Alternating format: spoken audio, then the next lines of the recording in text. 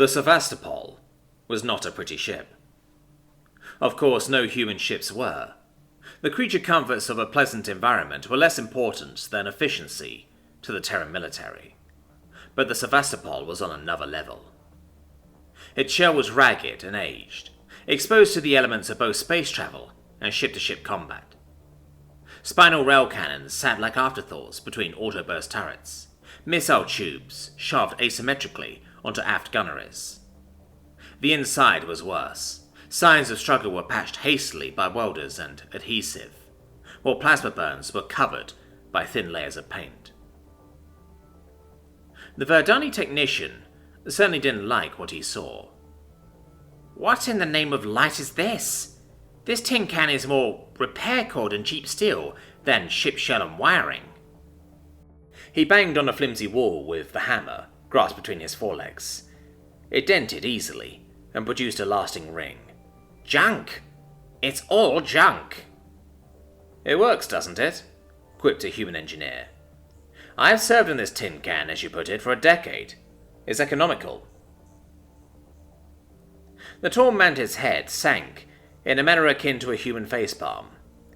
"Economics doesn't matter when it's a damn destroyer worth more than your entire family." The technician's sinking head rose again when he heard the steps of another engineer.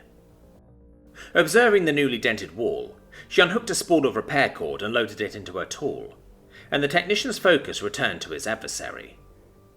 "You can't fix years of damage with a welder." His head shook, having moved on from anger to simple disappointment. The engineer behind him pulled out her welder and began to work.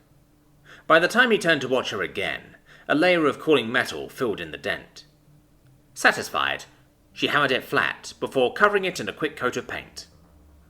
The technician's emotions flared again. "That is what you consider repairing? No fucking wonder it all looks like garbage." "Relax. That wall isn't load-bearing, and it doesn't have any wires or pipes running through it. We do have some standards for those." The human beckoned the Verdani technician to follow, intending to show him the rest of the ship. Their destination was one of the numerous gunneries aboard. Compared to the catastrophe that composed the rest of the ship, those rooms could have fit into a luxury liner.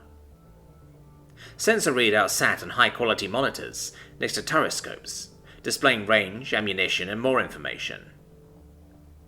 Loader bays sat open, racks dented with over-caliber ammunition somehow still functioning. It was a room of contrasts, with tens of thousands of credits in computational systems, programming channels, and analysis banks, interspersed between desks made from welded sheets of scrap metal. "I don't have anything new to say. It all looks like shit, and I'm astounded you're still allowed to fly," the technician commented. "It functions, doesn't it?" the engineer asked. "I put this ship back together before. It's not that bad if you know where everything is." "You literally have loose 40 mil on the floor," the Verdani answered, gesturing towards the microshells spilling out of an open ammo crate. "And I know where that is. It's not like we use much 40 mil anyway," she said, loading the loose shells back into the crate and hefting it back towards the point defense gun's loader. The technician had wanted to ignore it, but his eyes shifted to the walls anyway. They were layered in quicksilver foam with a coat of repair cord, and he was convinced that at any moment it'd explosively decompress. "Like what you see?" the engineer asked. "No." "Okay, it does look terrible, but I've run the numbers. It's a crosshatch repair cord pattern, glued with quicksilver, so it's actually really stable. I want to replace it with actual steel at some point, but we haven't had the time to do it in dock yet." "It would take me too long to list everything wrong with what you just said. So I'll just ask one thing.